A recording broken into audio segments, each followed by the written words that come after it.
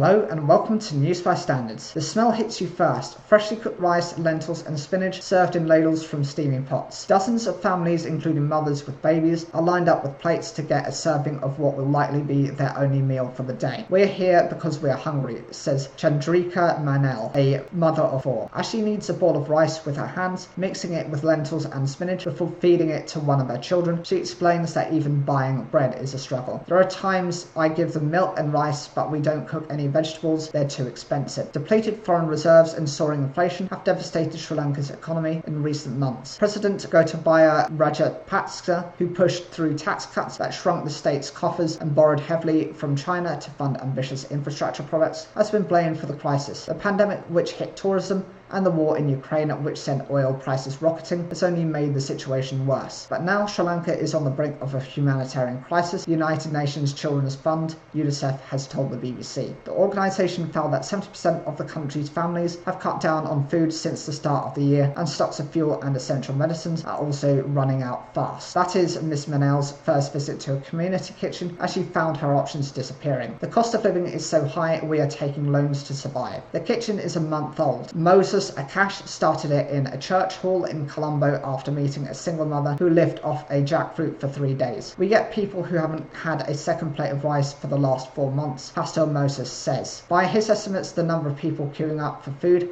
has grown from 50 to well over 250 a day. It's not surprising given that food prices in Sri Lanka went up by 80% in June alone. I see a lot of children, especially most of them are malnourished, he says. Shauna, a pregnant 34-year-old who goes by her first name only, is also in the queue with her 3 young children. She is due in September and anxious about the future. My children are miserable. They're suffering in every possible way. I can't even afford a packet of biscuits or milk from my babies. So looking at some of the typical prices, we have, for example, in previous, rice was 155 rupees, raised to 240. Fish was 350, raising to 820. Apples were 80, now rising to 200. And sugar from 120 to 350. Shana's husband, who is a labourer, earns just £8.20 a week to support the entire family. Our leaders are living better lives. If their children are living happily, why can't my children? She asks. By the time Shana's child is born, things are expected to get worse. Mayor of Colombo recently said that the capital has enough food only until September. With shortages of fuel and cooking gas and daily power cuts, families are unable to travel to buy fresh food or prepare hot meals. Families can't buy what they used to buy. They're cutting down on meals. They're cutting down on nutritious food. So we are definitely getting into a situation where malnutrition is a major concern, said Christian Shog, UNICEF's representative in Sri Lanka. We're trying to avoid a humanitarian crisis. We're not yet at children dying,